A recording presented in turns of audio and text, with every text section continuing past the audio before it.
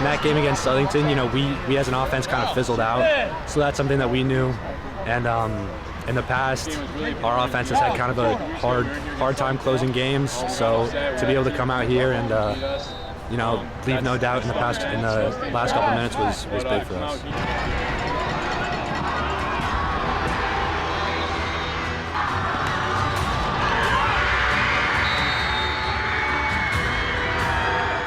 Ultimately, there's 5 minutes left in the game. It's a 3-point game, which is very, very reminiscent to 2 weeks ago. So it was nice to see these guys finish off that drive. Really nice.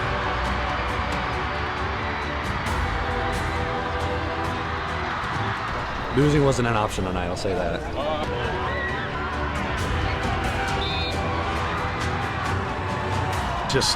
It's an exciting Friday night game. And, I wouldn't have it any other way.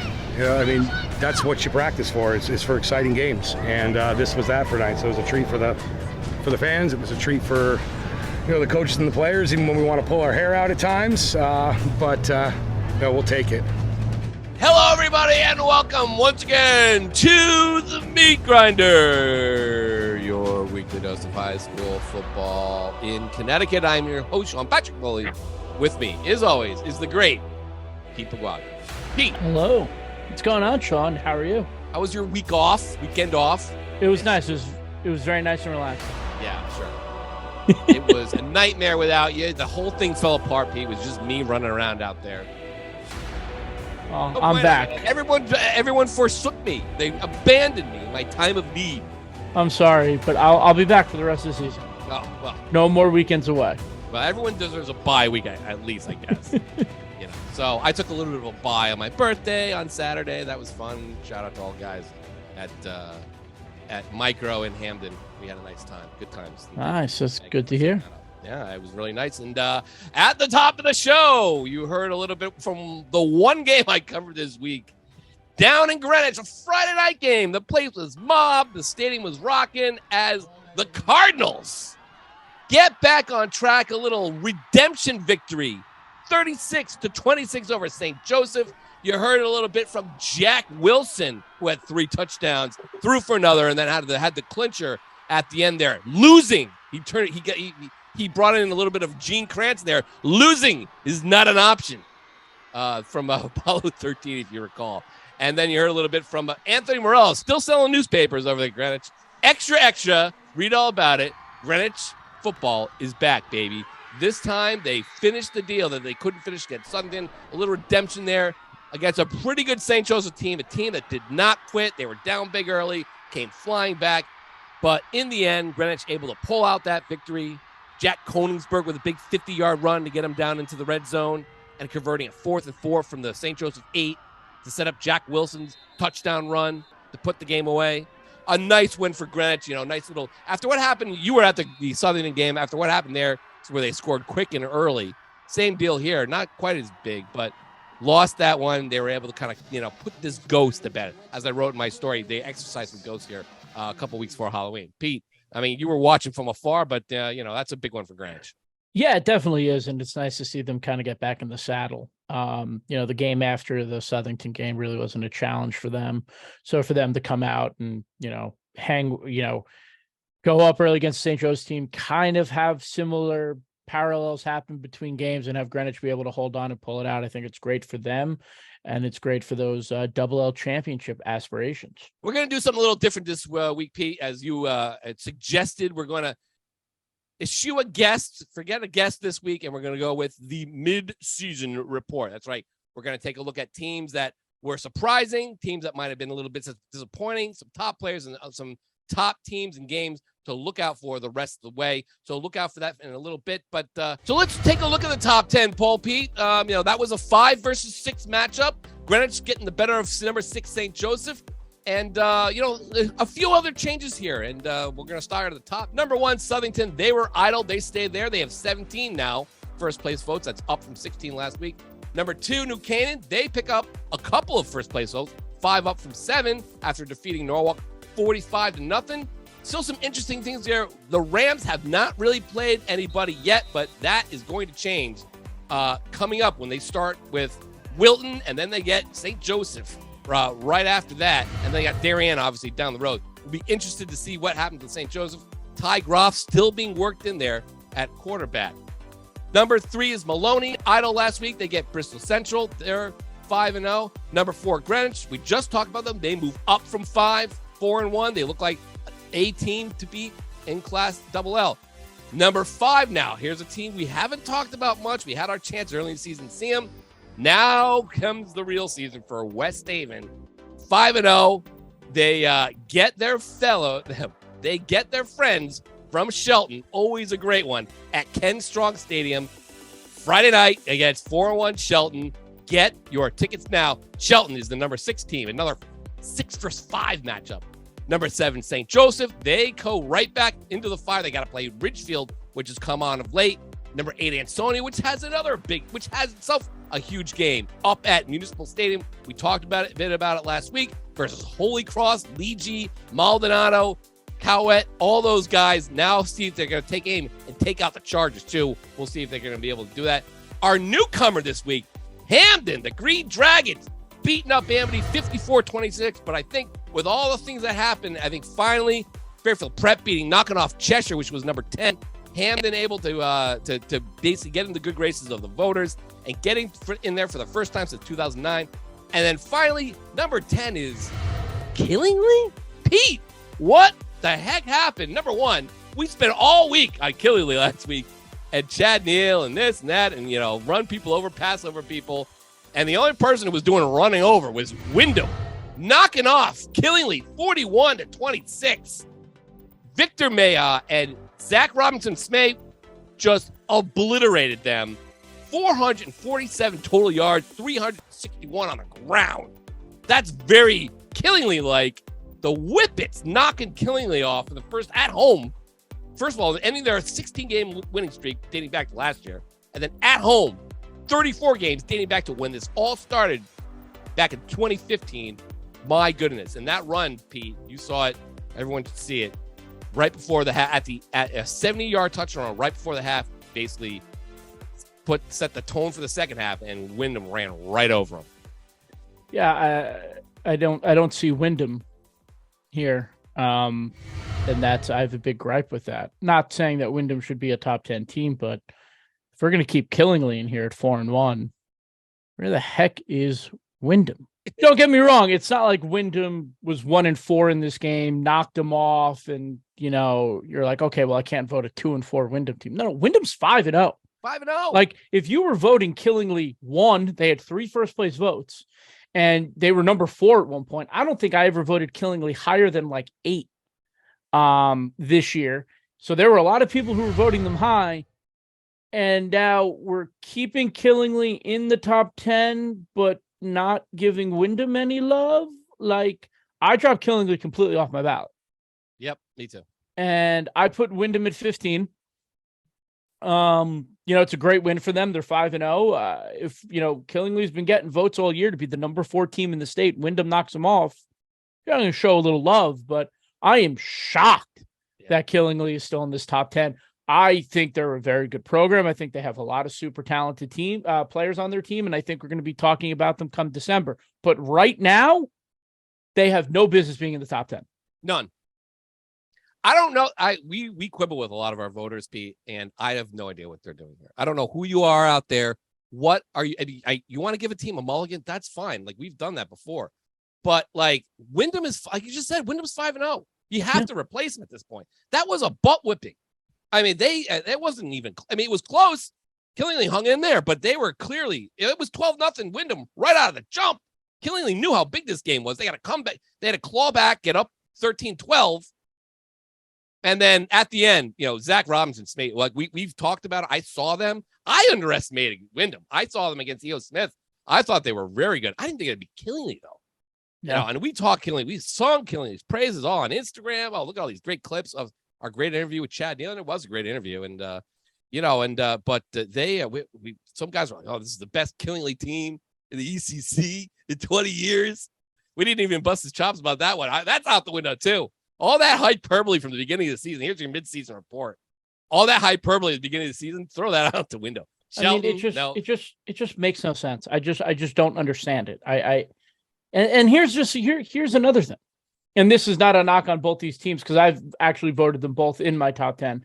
West Haven and Hamden, 2 SEC Tier 2 teams in the top 10. When has that ever happened? Yeah. I mean, the voters, and I don't believe I was voting or I was voting at that time. I was at the Record Journal at the time. I don't know if I was voting. But Ham didn't get in till they won Class L for the first time when they were in SEC Tier 2. And now West Haven and Hamden are in at the mid-year. Yeah. I mean, don't get me wrong. West Haven, great win over Notre Dame to start the year. Notre Dame is a really solid program, right? Great win for them. But who else have they played? Hamden, great win over Fairfield Prep. Nothing could take away from that. Hamden deserves a lot of love.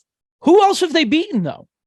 I'm confused. That's really it. I voted both West Haven and Hamden in there. I'm not saying they shouldn't be top 10 teams, but looking at overall works of art here, or overall resumes, what is going on? Who has a big gripe? There are a couple teams that have a big gripe. Fairfield Prep kind of has a gripe, but they're 2-3. Okay, or that was a big one over Cheshire. But you know what?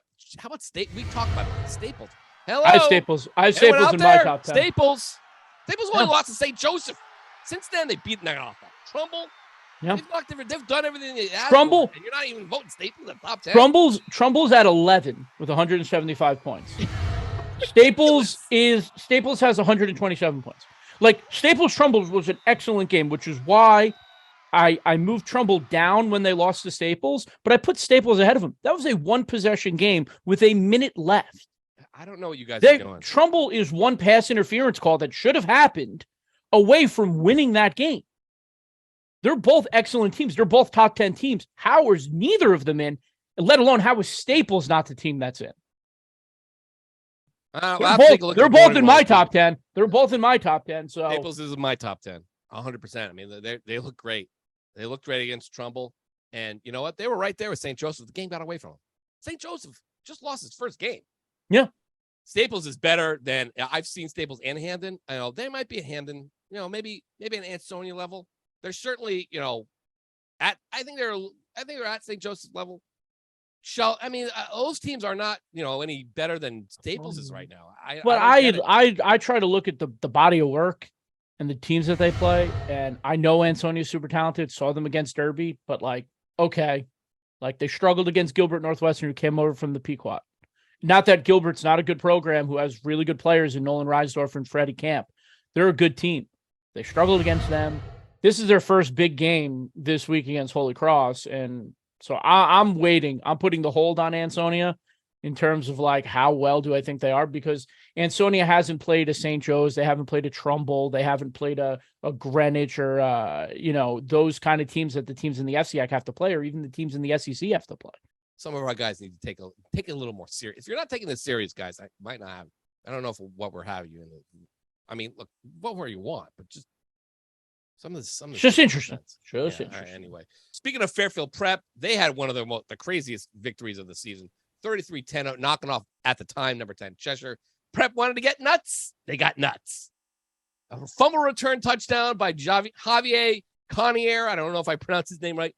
A blocked field goal by Bryce Miller, returned 80 yards by Mason Frey, and another TD run after a muffed Cheshire punt. Malachi Mercer Robinson scored a couple TDs. Fairfield Prep, which lost to a team from Florida to start the season, right? Then they lost. They lost to Duquesne a little bit early. They beat Xavier, lost to Duquesne. Then they lost to Hamden, which Hamden's pretty good. And then that game was back and forth until Hamden kind of pulled away. Fairfield Prep came back. I think Fairfield Prep also has a little bit of a gripe here. Not quite Staples' gripe, but people they just looked at the record. They don't really think of Fairfield Prep as much. But that was a big win for them, knocking off Cheshire, and it kind of sets us up here. Like every midseason, this is the point of the year where we turn our attention to where we all stand in the CIAC playoff standings. This year, of course, we have 6 divisions instead of 4. So if you were happen to take a quick look at it after this week's games, well, let's do that right now. For the uninitiated, it works like this. You get 100 points for a victory, and then you get 10 points for every victory your vanquished opponents get. And then added last year, you get an extra 5 points for every victory of all of your opponents. So the more teams you beat, the more points you can collect. You can also collect points just by playing a tougher schedule. And then the top 8 averages go to the playoffs. So as we take a look at the Class L rankings, right now the top 8 are West Haven 5-0, Southington 5-0, Greenwich 4-1, Hamden 5-0, Staples 4-1, Trumbull 4-1, Ridgefield 3-2, and Glassbury at 8-4-1. Number 9 is Danbury at 3-2. 10 is Fairfield Prep, and then you fall right off a cliff. Number 11 is Crosby 3-2. Then Stanford 2-3, New Britain 2-3, and a bunch of 2-3, 1-4s. Lots of city schools there. Pete, I hate to say it, but Class L looks pretty solidified at this point. Yeah, we're about 10 teams looking at 8 spots. We're taking our first look at it, and in 2 weeks we'll know who's clinched. Yeah, pretty much. As we discussed when they first did this, we were going to know who's clinched, and the intrigue. You're going to see this across the board. The intrigue is completely taken out of this whole thing. All these teams, you win a couple more games, you're going to pretty much be in, because it also depends on the teams below you, whether they can win games to keep pace. I don't see that after 10. Danbury, maybe. Fairfield Prep is in good spot at 2-3. The rest of it's just seeding right now. And okay. Shruggy shoulders emoji. Usually this is where we were looking at it. You looked all the way down to at least 15 and go, wow, there's a lot of good teams in this race. Nah, not now. We knew that Class L was going to not be the great one. We thought the really great one was going to be Class L. Almost a similar situation now that we look at number 1, St. Joseph at 4-1. They're ahead of New Canaan at 5-0 and Maloney at 5-0. That's a strength of schedule thing. Maloney's number 3. Shelton, number 4, 4-1. Naugatuck 4-1 at number 5. Cheshire at number 6, they're 4-1. Newtown 4-1 at 7, and Darien 3-2 at number 8. The team behind Darien is Ward at 4-1. Not bad, but then you think about Darien beat them 55-14, and right here it falls off a cliff. Ludlow 3-2, Middletown 3-2, not bad, but not great either. Then Xavier 2-3, which got wiped out by a couple teams. Amity at number 3. Class L also looking fat. I mean, I'm looking at some of the other teams down the road here. I don't see anybody who can catch up to that top 8. Maybe Ward. Maybe Ward has a shot, but it's going to be tough for a lot of these teams. You're almost done here in Class L as well, Pete. Yeah, I'm like looking at it and I'm like, oh, St. Joseph Darien round 2. I mean, that New Canaan Darien game is going to be really important. Not that it ever isn't, but that Thanksgiving game could do a lot for seeding in this one. If you wanted to take all the stress, all the fun out of the next half of the season, coaches and CIC, congratulations. You've done it. I mean, you've completely done it here. So we knew that was going to happen. Hate to say I told you so, but hey, if this is what you want, man, this is what you want.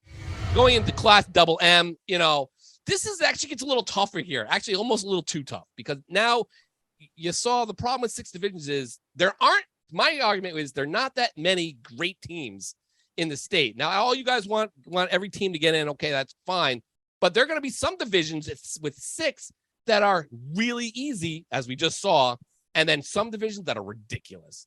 Ridiculous number 1 is Class M for a variety of different reasons. Let's just start at the top. Northwest United, 4-0. They're number 1. SMSA Co-op, they're 5-0. They're number 2. Number 3 is Thames River, 4-0. That's 2 teams from the tech school league in the top 3. Number 4, North Haven at 4-1. Number 5, a pretty good Weathersfield team. I wouldn't say great, but pretty good at 4-1. Killingly drops off here. They were considered a fair. I still think they're a favorite in this division. They're 4-1.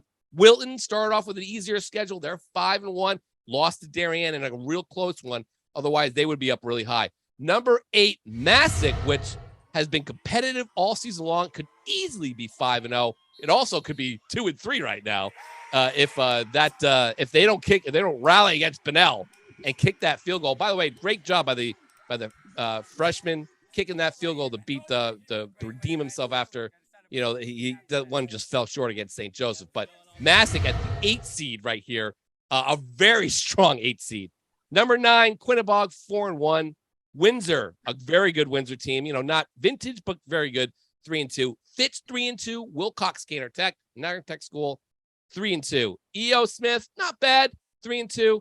Platt Tech, 2-2. Platt, and then all the way down here at 16, Guilford at 3-2.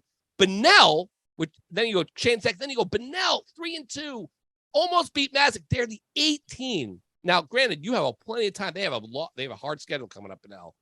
So they'll have plenty of opportunity, but will it be enough in this division with all, and this is where the Tech school kind of shined through. Jeff Jacobs wrote a column about it. One of the big gripes last year, I wasn't really on board with this, but one of the big gripes was we'll have them play part of the alliance schedule. Well, they did that, and now Northwest United won't be playing Thames River, and they won't knock each other off. So those two are almost guaranteed to get in this. Yeah, well, I mean, they all should have went into the alliance, not just one or two. That's kind of where the problem lies. But it's also funny because Northwest United and Thames River, despite being Tech school home bases, are not really Tech football programs. Right. That's a big distinction. Big thing. We got to make that here. Yes. Like, I couldn't even tell you what Quinnebog's host school is. But I know it's a Tech school. It's Ellis Tech. Ellis Tech, right? Northwest United.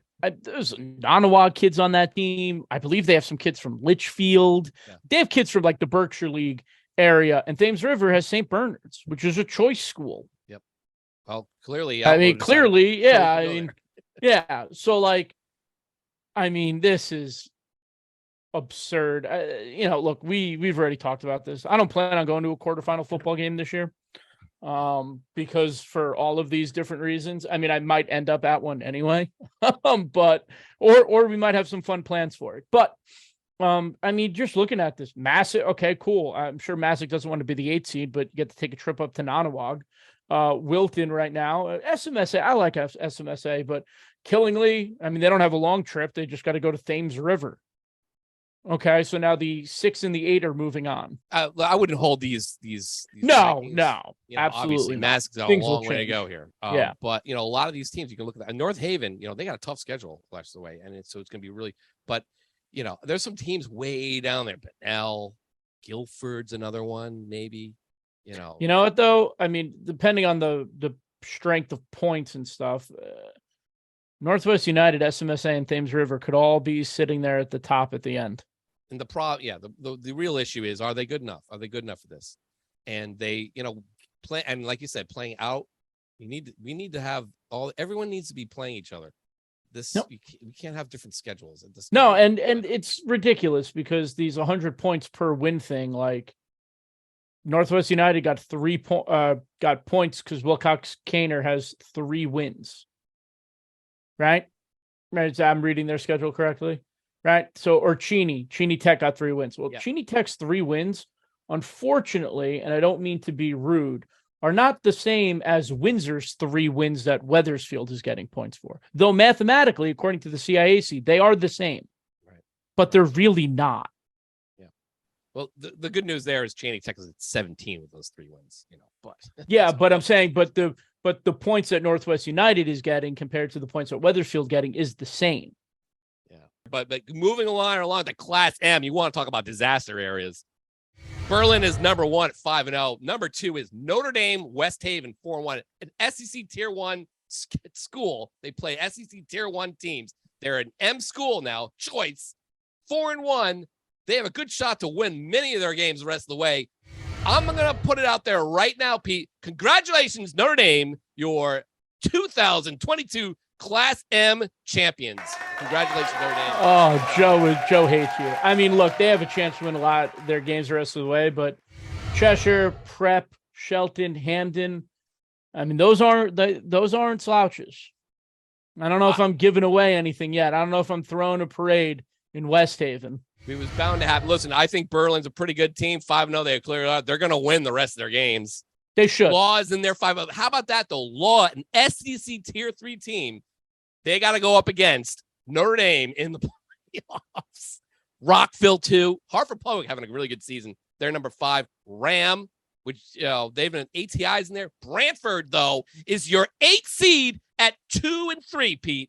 2-3. They're your 8th seed in this. Is this what we want, guys? Yes. And here's the thing about Brantford. They were 8 going into the week, and they lost, and they're still 8. But it's about experience. That's Moving on. I mean, Class M is just congratulations, Notre Dame. Okay, prove me wrong, guys. Seriously, I would love to see Berlin maybe prove me wrong. Or Law, I don't see it. Moving right along, Class Double S. You have a pretty good division, actually. This is actually very good. Barlow, 5-0. Windham, obviously a good team, 5-0. Foreign, surprising, 5-0. Cromwell, Portland, very good team, 5-0. They got to play Valley Regional, number 5, 4-0. Ledyard, 5-0. Ellington, 4-1. Waterford, 3-2. This looks like an old division now. Double S is actually not bad, but again, it all comes down to just where things fall, and you're going to have some very weak divisions, as we just saw, and then some really strong ones. This is a very strong one.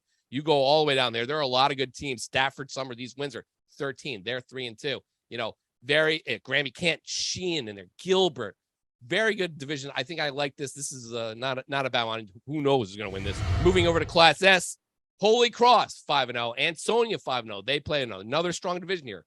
New Fairfield, East Catholic, WCA, Woodland, Bloomfield still doing well there. Seymour. It doesn't look that much different from last year.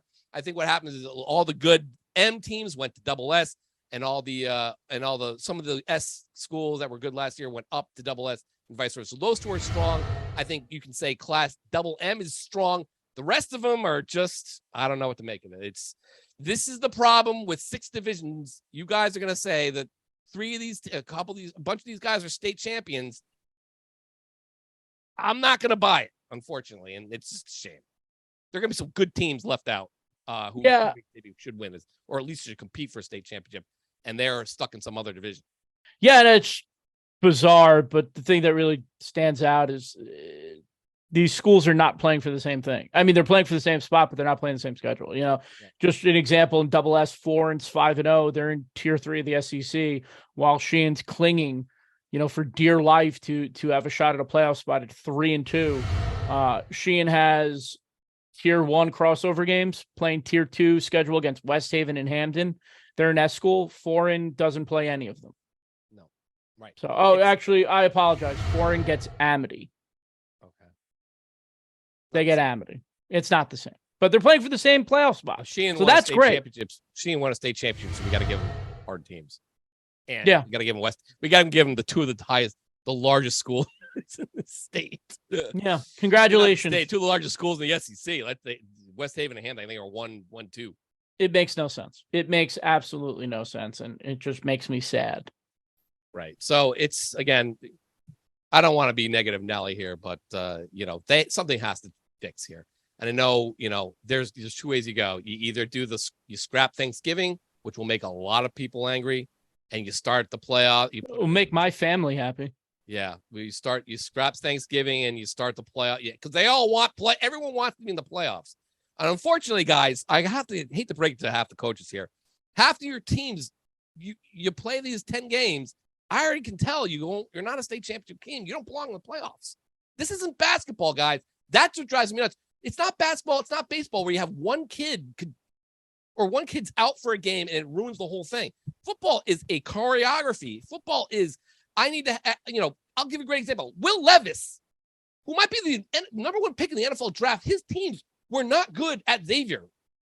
He could not will them. Now, if Will Levis was a basketball player and he was playing for Xavier, if he was a Donovan Clingan type, now granted, Donovan had a guy to help him out, Victor Rosa, but, it takes 1 or 2 guys for basketball. You can have 1 or 2 guys in football and you can go 0-10. This is not basketball. To all the coaches and ADs out there who want to go 40% wins get you in, because everything's so fun and everyone's such an experience. It's so great. If they want that, then you're just completely, what are we doing here? What are we doing? It's just sad. That is my rant on that.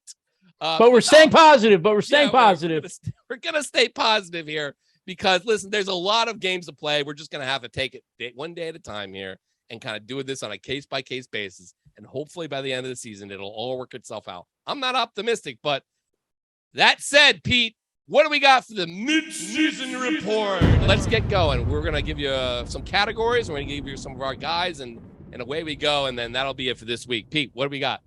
Well, we're gonna stay positive, right? Because that's what we have to do. We have to stay positive. So we came up with a couple of superlatives I think that we're superlative type things. And we're gonna go through. We're gonna do a couple each. We're gonna run through them. They're gonna be quick, not one of our long tangents that Sean and I tend to go on. Yeah, like just now. Yeah, just exactly, just like now. We're gonna start. Sean, 6 teams that surprised you this year. You got 3. I have 3. And we're gonna run through it. Sean, you kick us off. Well, obviously, my top team in this, and a lot of people top teams on this, would be St. Joseph. They're 4-1. I don't think anybody pegged the Hogs to be 4-1 at this point. First of all, they lost a lot of guys, through graduation and otherwise. Yet they are still able to play great to start the season. Brandon Hutcher with a couple of touchdown catches against Darien, and away they went. The defense has been great with Jack Kilmartin and the new kid up front, Deshaun Hall Johnson. Will Singwall, the quarterback, has been great. Riley Jordan running the ball. St. Joseph has been good all season long. Even in their one loss to Greenwich, they were really competitive. They look like a contender in Class L, and I didn't even vote for them in my top 10 to start the year, my top 15 to start the year. So they've been excellent, St. Joseph, and obviously a very tough schedule left to go. But I don't see them missing out, and they have a shot to win just as much as anyone in that division. Would you say that this might be Coach Joe's best coaching performance? I would say, listen, St. Joe. I would say this: if he somehow, right now, it's easily Joe Delavecchi's best coaching out there, 100%. I agree. It's just considering all the guys they lost, and just the schedule, just so much stuff coming down on them, and they're able to persevere. So good for them. They're a contender in Class L. My first team is foreign. The Lions are 5-0 for the first time since 2015. All right, that's incredible in itself. Just quick note, that team finished 6-4. I don't see that being the fate of this team. They got a lot of good players, especially led by senior quarterback Jack Cushman, GameTimeCT Athlete of the Week nominee. Go and vote. He's got 1,394 passing yards and 16 touchdown passes this year. He's only thrown 3 interceptions. 2 of them came in week 1. All right, so he is playing turnover-free football, right? They beat Brantford, who a lot of us liked at the beginning of the year, and an East Catholic team that's 4-1. The rest of their schedule kind of plays into their favor. They do have Amity, which is an SEC Tier 1 team, second to last game of the year, and then they have their rivals Law on Thanksgiving. I'm going to go ahead and say it, and Tom Drew, I apologize. Please don't kill me for saying this, but I think there's a very good chance that Foreign and Law meet on Thanksgiving, with both teams being 9-0. Wow, that would be amazing. I don't think that's ever happened. Usually those teams go in that game 3-7, or 3-6 and 2-7. 2-7. That's usually a typical Foreign Thanksgiving Day game. They've had that game in 2017, I think it was one of the all-time great Thanksgiving Day games I ever heard of. So they're capable of playing great that day. But that'd be get your tickets now if you're in Milford. The Battle of Milford looks like it's going to be lit, as they say. That would be a great job by Foreign, because I saw them at the beginning of the year. I saw, and they were in a quad scrimmage with Cromwell, Portland, Bristol Central, and Killingly. I don't think I spent much time on the Foreign end. Let's put it that way. I checked them out. I got a few videos, but I was like, and I kind of walked away. So they are certainly, I think I agree with you 100%. I'll take it from here. My second surprising team is obviously the Whippets. We got an idea up at Windham that there was going to be something special brewing. It was in their preview. They were very excited. They wanted us to get their preview out on GameTimeCT. When I took a look at it, I'm like, this team could be pretty good. They only had one senior last year that graduated. He didn't even play that much because he was injured. The rest of the team's all back. You have, we talked about Zach Robinson-Smith. You have Victor Meha. You have the Mangual cousins, Isaiah and Travis. And you have one of the D linemen, Malachi Fowler, who is a beast. I saw them just whoop up on E.O. Smith to start the season. And did I think they were going to be Killingly? No, I did not. But they have the wing tee running just to perfection. And ZRS, the quarterback, put his name on our radar for the rest of the season going forward, because that again, we mentioned it, that 70-yard touchdown run was a thing of beauty. And he looks like a special player. Then Maya, like we said last week, he's a bowling ball. So nice little thunder and lightning combo there. But the Whippets, right now, they look like a favorite in Class SS. I mean, maybe Barlow in there. I mean, that's a tough division. So, but I think they're right up there with everybody. Yeah, they're definitely, I think, the new darlings. Yeah. I'm all aboard the Whippets train. Their schedule the rest of the way, they got New London, and then it goes uphill. New London, then Waterford, then Ledyard. So right there, the next 3 games, you're going to tell about where they're going to end up in Class SS. But, right now it's looking really good. And they win a couple of those games, they will be right up top for the home game too. And they might even get to play at home because their home field, Ferrigno Field at Windham, has been under construction all year. They might get their final game of the year played there. I think it's going to be versus Montville. They might play right, but if they can get a playoff game there, that'd be amazing. What a way to christen your own field with a quarterfinal playoff game. Yeah. Well, you mentioned Ledyard, and I'm going to continue on Ledyard. They're my second surprising team of this year. They're 5-0 in Class SS in the ECC. And usually when a team loses its best player, and 2 of its best players in Ryan Outlaw and Justin Outlaw, you don't really expect them to do much. But here are the Colonels at 5-0. And it's all been about James Green. James Green was awesome last year. We saw him when they played against Waterford. He had a great game. This year, and last year, he rushed for 800 yards at 12 TDs. Good player. This year, he's already over 1,000. He's got 1,070 yards and 15 touchdowns. All right. They beat Waterford. They were down in the game, came back. Great win for them. Though, like you mentioned, they have dates with Windham and Fitch in the second half of the season, which could be troublesome for the Colonels. But if James Green's running the ball, I have all the faith in the world in Ledyard. I agree. They've been really surprising. I thought if they lost to the Outlaws, they're going to be in big trouble. But right there, they have 5-0. Got some tough ones left. Wyndham, obviously, you mentioned, New London, NFA, Fitch to the sword at the end of the year. But I like their chances in Class SS too. I love Class SS. It's great. Pencil me in for the S division this year, man. I was all about L before the season started. I still might be, but S and SS, I love them already. Speaking of S and SS, let's go right to my third surprising team.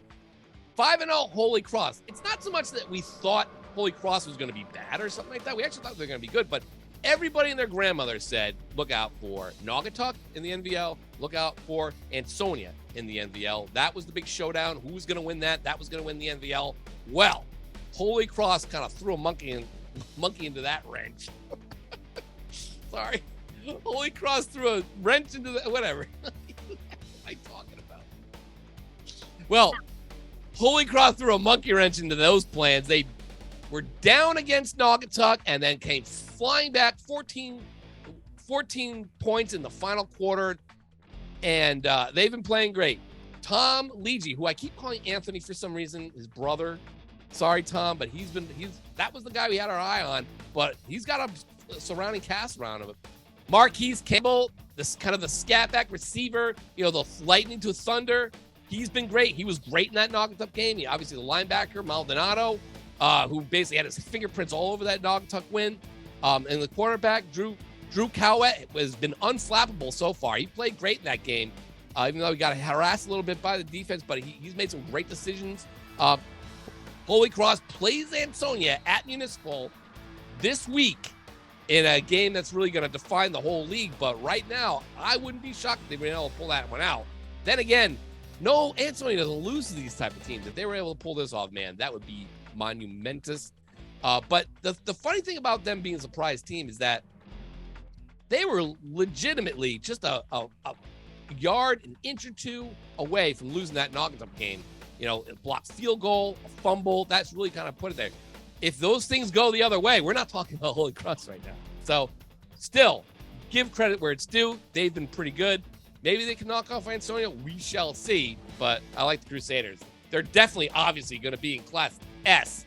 I don't see them, besides maybe Ansonia, I don't see them losing much the rest of the way. Oh, they definitely are a good team, but that win against Naugatuck was a surprise. Another surprising win for my final team on this list is North Haven. North Haven, we love North Haven on this show. Yeah. You can't find a football fan in the state who dislikes North Haven. They're just lovable. Unless you play them, but they're just lovable. But they haven't been to the playoffs since 2018, which, seems like a really long time ago, even though it's only 2 seasons. Yeah, right. It seems like such a long time ago. But here they are in the mix. They're 4-1. And they lost to Notre Dame in week 2, who we had buried for dead after their week 1 loss to West Haven. And we're like, oh, they like North Haven lost to Notre Dame. Like, oh man, how good is really North Haven? But how good is Notre Dame? Oh yeah, we touch on North Haven. We learned both of those, and North Haven came out. They had that huge upset win, 18-10 over Shelton. They are right back in the driver's seat at 4-1 in Class Double-L. Their second half schedule: Xavier, Cheshire, Hand, Prep, Amity. I believe all winnable games for the Nighthawks. And I will say this: we talk about their running game and how great it is that it eats up the clock. This defense has allowed 24 points all season. 24. I watched Greenwich give up 29 in a row. And North Haven has, in 3 quarters. And North Haven has allowed 24 points all year. I'm in on the Nighthawks. Never bet against Sagnella. Yeah, it is a symbiotic relationship there, the defense and the offense. You know, the single wing loves to pound the rock 18 times and then 3 yards, 4 yards, or 3 yards, 4 yards, and 3 yards. Whatever gets them the yards, and if they happen to pop one, look out. But so far, so good. You know, keep away from the opposing offense, and then when your defense does have to make a play, they make it because they're so fresh. You know, and that's been what's been great about North Haven. It looks like the North Haven of old. Is there even a superstar in this team? Well, we'll talk about that in a little bit. But now, let's go on to teams that I don't want to say are disappointments, but have been disappointing maybe to themselves. The teams that have not quite lived up to maybe and us. high expectations. Yes, and us as well. Pete, why don't we start with you? Where do we go with the teams that just haven't quite been your 3 most disappointing teams, I guess? Well, right off the bat, it's Darien, without a question. I mean, this was the number 2 team in the state. And I said this on the show, and then I contradicted myself. But when I vote who's coming back in the building. And Darien lost a lot from the Double L champions a year ago, yet I still voted Darien number 2. Because they're a program. Because they're a program. Well, boy, were we wrong. Lost to Darien, lost to St. Joe's in the opener, shut out. They didn't even compete against Maloney. No matter what the score said, Maloney was the better team on the field that day. They have 3 wins. Those 3 wins don't entirely impress me. Took to the final seconds to beat Wilton. And Wilton's a pretty good team. It's nothing against Coach E.J. D'Annunzio and his group. They squeak past them. And their other wins are against Bridgeport Central and Ward. I need to see something from Darien to have any belief that this team could make a run into the Double L playoffs. So they're my number 1 team that I've a little disappointed in this year. Yeah, you guys have plenty of time to get back. Oh yeah, you got a whole other half of the season. This is only a half season thing. This is a midterm report card. That's all. Don't take this too hard. But they have some chances here. They have Ludlow this week. They got Greenwich. Norwalk, McMahon, then obviously the big one, New Canaan. That one's always, you never know where that one goes. No. We haven't heard, we don't really know much about New Canaan, so let's see. My start, I'm going to start off with Hand. I know this pains me to say so, but, the Tigers just haven't quite lived up to their high expectations. I know that. Not forget mine. Even Coach Eric Becker has had high expectations, but they did lose a lot. They start off, they're 1-4, and they did lose a lot of their firepower from last year. And that was kind of like, who was going to step up to fill that void? And they got shut out three weeks in a row, 28-0. And I saw them in one of those games. I thought they played pretty well against Shelton. They just didn't crack the end zone. Whatever happens, they got to figure out a way to get through that force field that has come down on the 20-yard line, because it's kind of cramping their style right now. It may be too late because they're in a M division. That's kind of crazy right now. Who knows? I mean, and plus, Hand has got Fairfield Prep, Xavier, North Haven, Sheehan, and Guilford. Now, 2 of those, I think it's going to be tough to win. They need to win at least 3 of those just to get to 4 and 6. So that's going to be tough for Hand to get back. But right now, I know that they got it in them. I know the team's got it in them. I don't know. It's just been tough. A tough season. They haven't had this type of season since Steve Philpon's last season as coach, and they were pretty competitive in that season as well, but only finished I think it was 2-8. So really tougher hand. Pete, what about you? My next team, and I think it's more of the pressure that I put on this group. Newington. Newington's 0-5. And I was about them in the preseason. They had so much talent back. They have a great coach in Jason Pace. And I went to see them in the first game. They didn't play bad against Southington. And then it just looks like they haven't been able to get over that hump. And they were a Tier 2 team in the CCC last year. They got moved up to CCC Tier 1 this year. It has not been kind for them. The 5 opponents that they've played are a combined 20-5. They have losses to Southington, Conard, Staples, Glastonbury, Maloney. They were winning the Conard game. Conard had a crazy comeback to win it. They still have talented players, Patty Brown, Josiah Ross. There's a bunch of other guys that I'm forgetting their names. Though it does look nicer in the second half for them with their opponents, the opponent's record in the second half of the season is only 10-15, including a date with Wethersfield the night before Thanksgiving. So I'm thinking big things in the second half for Newington. I'm ready to get hurt. My team next, I'm going to stay in the CCC. I'm going to go with Bloomfield at 3-2. No, I know what you're thinking. How can you be disappointed in a team that is clearly going to make the Class S playoffs? And they will. They're not going to lose. They might not lose another game. But when you really look at it, they have a good chance to be undefeated at this point. They had double-digit leads against Killingly, which just got beat up. And they had a double-digit lead against Berlin and in the fourth quarter and lost that.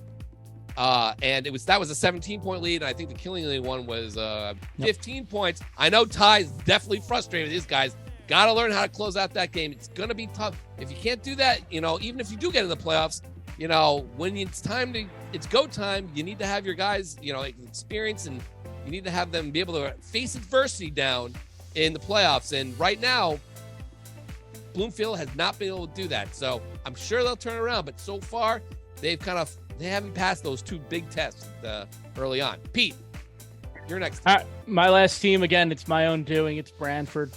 Oh. The Hornets are sitting at 2-3. They're coming off a Class M semifinal appearance last year in a game that they could have won and been playing for a state title and maybe won a state title. The hopes were really high for the Hornets, myself included. Unfortunately for them, their top back from last year, Nate Chifo, got hurt in week 1, and it doesn't look like we're going to see him for the rest of the season. They lost to Guilford, who they just seem to not be able to get past. They lost to Law and Foreign, who they beat last year, who were both 5-0. But I think they wish they had those games back. But despite all of this, Brantford's still in a playoff spot right now. Yes. If the season ended today. Thanks, CIAC. Class M.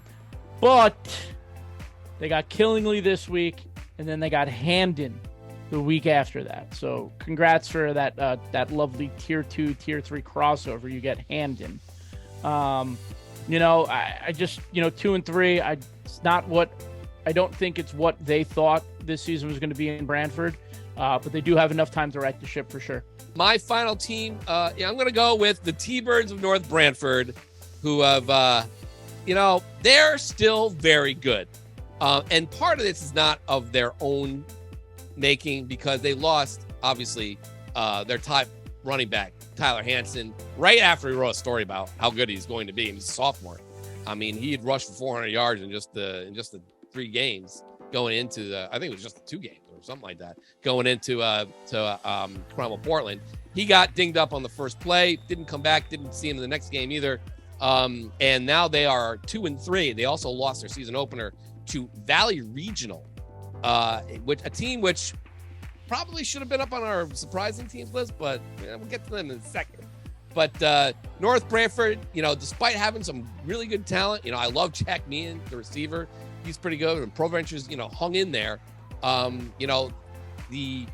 The T-Birds had 3 of the best teams. I know it was a tough guy's schedule. Had 3 of the best teams on their schedule to start the year in their first 5 games. They lost all 3. And they needed at least one of those. They need at least one of those. SMSA beat them up. Cromwell Portland, that was pretty competitive. And then obviously the North Brantford one, the Valley Regional one is the one I'm sure they want back. They had plenty of opportunities. That was a 13-7 loss. Plenty of opportunities to score in that game. So that is it for the disappointed, quote unquote, because there's plenty of time to turn it around, guys. Yes. So, so far, it just hasn't gone your way. So that is the second category. Pete, what do we got next? We got 6 teams to watch in the second half. I think we'll stay with the teams here. But, 6 teams that, it's really interesting what the second half can do after maybe some good starts or maybe some things that they, might need to change heading into the second half. I'm going to go first. I'll go with mine. I'm really intrigued by Ridgefield. The Tigers sitting at 3-2. But how many teams get to open up their seasons against Shelton and Greenwich? I mean, that's tough Somebody's for got any. to in this, yeah. Yeah, someone has to. But to open up against Shelton Greenwich is no easy task. They lost both games. Since then, they're 3-0. Justin Keller has played really well. He's got a trio of receivers that he can throw to, including Kyle Cosley. I will say this, though, and I'm intrigued. Ridgefield started last year 4-1, finished the year 1-4. Okay, now they're sitting at 3-2. They have games against St. Joe's, Wilton, Trumbull, Staples, and then Danbury to finish the year. Can Ridgefield not fall into the traps that they did last year? I think a lot of these guys are a year older, year wiser, year more experienced. I'm excited to watch what the Tigers can do in the second half of the season. I'm going to go over the SEC to my pals over at West Haven as my team to watch in the second half of the year. The first half of the year, typical fare. Beat Amity up, beat Guilford, beat Hill House, beat Wilbur-Cross last week in their SEC Tier 2 portion of the first half of the schedule. But their opener was the really interesting one, the one that wasn't part of their SEC schedule, the one the Alliance set up for them, thankfully, because they have to play Notre Dame, West Haven. They have to.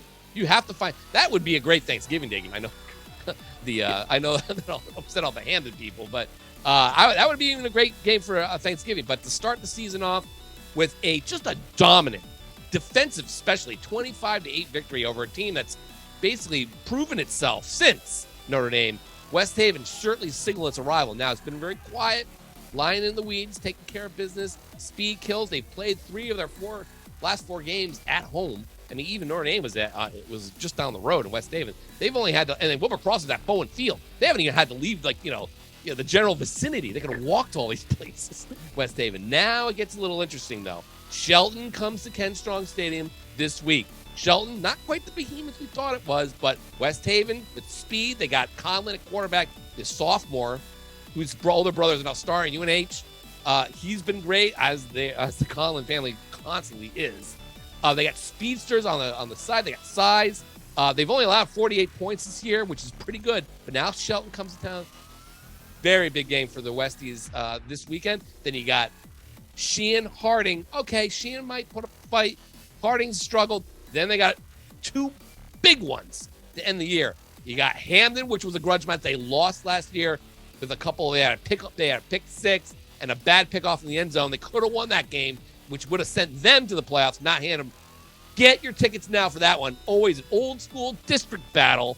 Hamden versus West Haven on November 11th. And then finally at the end, Fairfield Prep. Now, West Haven's no danger of missing the playoffs. We already just looked at that Class AA field. There's no way they lose unless they tank, which they're not going to. They're a team to watch. But those 3 games, Shelton, Hamden, Fairfield Prep, that will decide whether this team will be a contender or not. Pete. All right, I'm moving upstate. Just quick question for all our listeners. Raise your hand if you had Glastonbury at 4-1. That's good because none of you have your hands up except for anyone who lives in Glastonbury, and that's awesome for the Guardians. What a great start for Coach Eric Hennessy and his team. But I want to look at the facts. I'm a big facts guy. I'm a big numbers guy. The 5 teams that Glastonbury has played this season have a combined record of 2-23. Okay? Now, you have to win, you win the games that are in front of you. And they have done that. They lost to Hall, who didn't have a win. But they're sitting here at 4-1. They're in the mix in Double L right now. That said, here comes the hammer in the second half. They have Southington and Maloney. And they're with Southington, Maloney, and the other 3 schools on their schedule. The record of those teams is 15-10. So it's going to be a completely different kind of skill level that this Glastonbury team sees in the second half. building wins early in the year, building confidence does wonders for any group. They're not going to be shy about playing Southington or Maloney. But, I mean, it would take something special for Glastonbury to beat Southington or Maloney. That said, even if they lose those games, 7-3 might have them still going to the playoffs in Double L. Yeah. It's not your grandfather or not your brother's class playoffs nowadays. Oof. Yikes. I'm sorry. I just can't stop. Oh, man. Anyway, good for them if they can get it there. I'm going to go stick in that. I'm still going to go to Class L, actually, over the SWC. I'm going to go with Newtown as a team to look out for. Just like Notre Dame West Haven, we kind of wrote them off after that first loss. They lost to Greenwich, competitive game. I think it was 34-14, 34-13. Really competitive game. And then we just kind of like, all right, Newtown, goodbye. We don't need to talk to you guys anymore. You didn't show yourselves. We'll talk to you guys later. And they've quietly just gone about their business since. They've beaten Hand, which, at the time looked very impressive, 28-0. Then they went over and they defeated Pomprog, which has struggled. And then they beat a pretty good New Milford team last week. I thought New Milford certainly gave Massac a lot of trouble week prior, but they beat them. Now they get back into the swing of things here. Now it's time to see what Newtown is really made of. Dylan Magazoo, who just committed, right?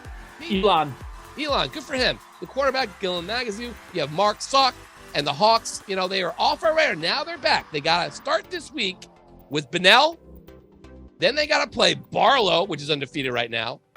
Stratford lost to Pomprog last week, and then they go New Fairfield, and then they're good old friends from Massac. 4 games out of the next 5, Pete, are all teams that are probably all going to be maybe at least 3 of the 4 in the state playoffs. Now it's time to find out what Newtown's made of, or in the case of the teams they're playing, what those teams are made of. There you go. Newtown is a team.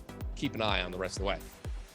All right, I'm going to not stay anywhere near that area, and I'm going all the way to the top left corner of this state, Gilbert Northwestern Housatonic, right? They're sitting at 3-2, and when they came over from the Pequod to the NVL, we all kind of like secretly cackled, and we're like, how are they really going to fare in the NVL?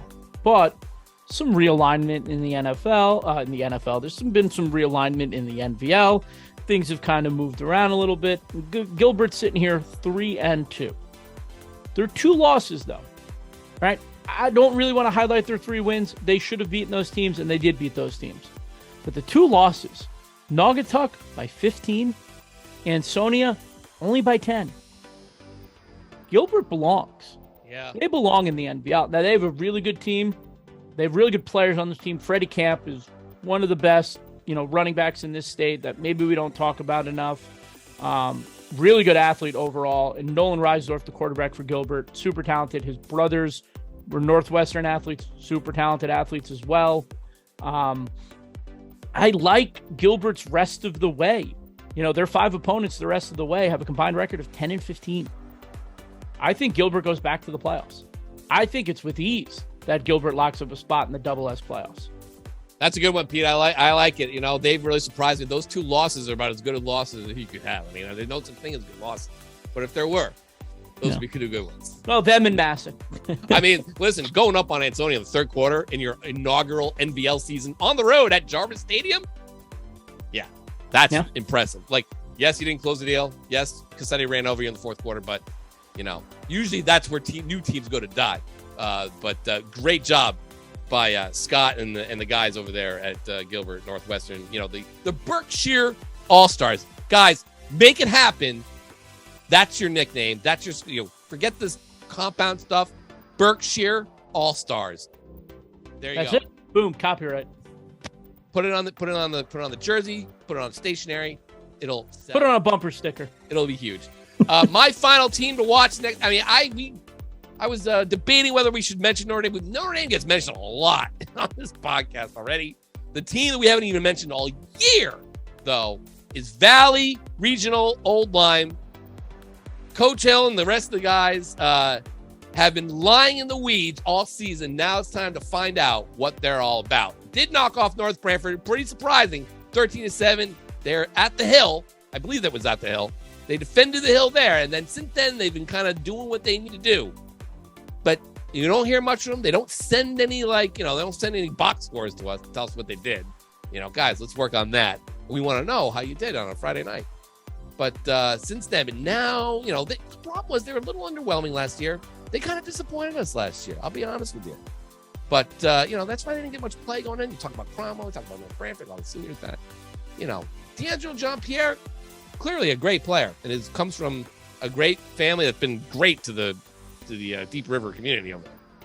But this team has been excellent on defense. It's not just him. They open eyes, but beating North Branford, we just mentioned, the defense has been great. Overall, in the last 4 games or so, I think since they beat North Branford, they have outscored their last 3 teams 166-18. Granted, they should have beaten all those teams. But now things get good. They got Cap Prep this week.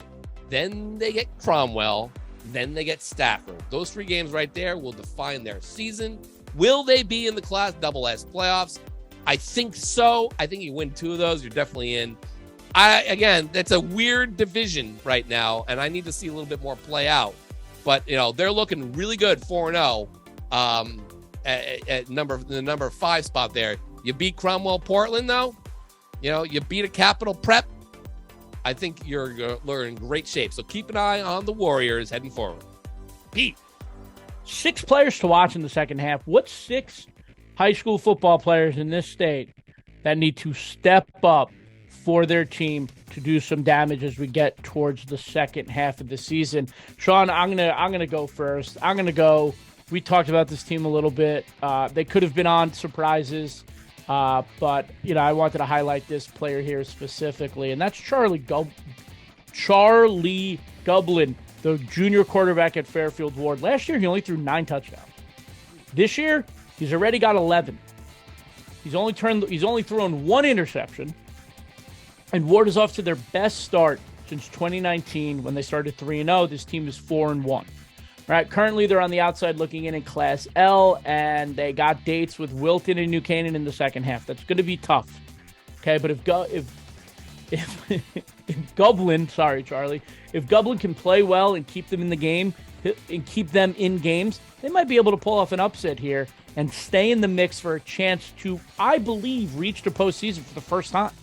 I went back in the record book, and the last time I could find Ward doing something in football was 1959 when they won one of the CIAC Merit Awards. All right, so this is it. That's before my mom was a cheerleader at Ludlow. Yeah, so this is Bill it. Beck was quarterback.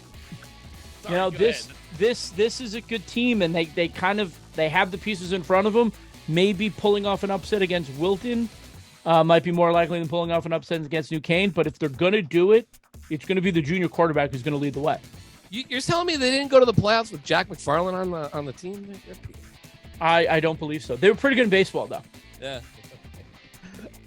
Players to watch for me. One of the guys that kind of been lying underneath the radar, guy with a great name. I actually forget what his real name is, but his old man, when he was a kid, called him Chili, and the kid sizzles. I'll tell you, Chili White from Windsor. Now, Windsor is one of those teams that we could have mentioned the team to watch in the second half. Now, obviously, they got a really big game coming up this week. They got a few big ones. They got Bloomfield at the end of the year. I forgot about that. Maybe Bloomfield doesn't run the table because Windsor is right there with them. They're still a young team. This is a kid who transferred from Middletown a few years ago. Didn't get that pandemic season. Now he's a senior. He's a young senior, but 703 rushing yards, 10 rushing touchdowns, and 15 total touchdowns. He made one of the best plays I've seen all year when he was back to punt for Windsor and noticed that the coverage was dropping back. They needed a fourth. They needed to keep the clock moving. Otherwise, Windsor was going to come back on him. He ran for 14 yards for first down. He gets the first down, heads up play for a 15-year-old kid. I think he might have had his birthday just recently. So happy birthday, Chili. But he's 16. So, that great job by him. He's a big key. He's running back. He scored on a long touchdown run there. I like the player. I think he's going to be a guy to watch as Windsor tries to get back into the state playoffs. Double M, going to be tough. Obviously, Windsor, Southington this week, Manchester, Enfield, South Windsor, Bloomfield at the end. But the Southington one, we'll see what the Warriors are made of. They could easily be 5-0 right now because a couple of their games, it was they lost by a point. Chili White. He's got a great name. When I heard his name the first time, I thought of Chili Davis, the former baseball player who was on the Yankees. But I'm going to stay in Class Double M, and I'm going to pop some bottles in Monroe. Jason Champagne. All right, we talked about it. Massachusetts 3-2. They were literally inches away from being 5-0. The missed field goal against St. Joe's hit the crossbar. They were up with 21 seconds left against Trumbull. I mean, they were leading with 3 seconds left on Trumbull, but Trumbull was on like the 3-yard line. Right? They were inches away from being 5-0. But right now they cling to the final spot in Double M. Their schedule kind of benefits them until Thanksgiving when they play Newtown, who they beat last year on a field goal. But if this team is going to head into that game at 7-2, it's going to be on the legs of Jason Champagne. They got players. They got the Walker brothers. They got Dylan Jackson, a quarterback. But Jason Champagne is the one who makes it go. 671 rushing yards this year, 12 touchdowns to start. It seems like everything runs through him in that offense. And if Massac is going to make that run, it starts with him. Pete, my next guy is going to be Luke Mayer from Granby Canton. I know, I think he reached out to us on one of the social media accounts to thank us for kind words last week when they after their loss to Cromwell Portland. Listen, we mentioned it last week. He did everything. He ran kickoffs back to set up touchdowns. He had an interception to set up a field goal attempt, which was missed. He made plays on defense. He makes plays on special teams. He makes plays on offense. Granby Canton's one of those teams that also lying underneath the weed. They were very close against SMSA, and they're very close against Cromwell Portland. This is a team that just needs to kind of get its signature win under its belt. There's chances to do so. They're going to be in the mix of the Class SS playoffs, but they got Rockville, Ellington, back-to-back to start off the second half of the season. They also have Capital Prep in there. If they're going to win any of those games and get a good record going into this Class SS field, Luke Meyer is going to be the guy leading that. Pete. All right, my final guy, Jordan Black, linebacker at Trumbull. Trumbull is 4-1, right? They had a great win against Massac. They lost a close game to Staples. They have 3 other wins in there against opponents that they should have beaten.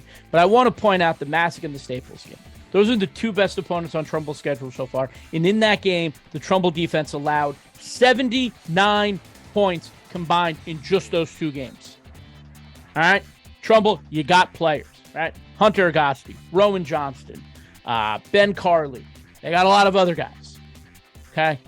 You cannot allow close to 39 points a game when you're facing Greenwich, Ridgefield, and St. Joe's in the back end of your schedule. And Jordan Black is the guy it starts with. He is their top defensive player. Some people have told me he is their best player on the Trumbull football team.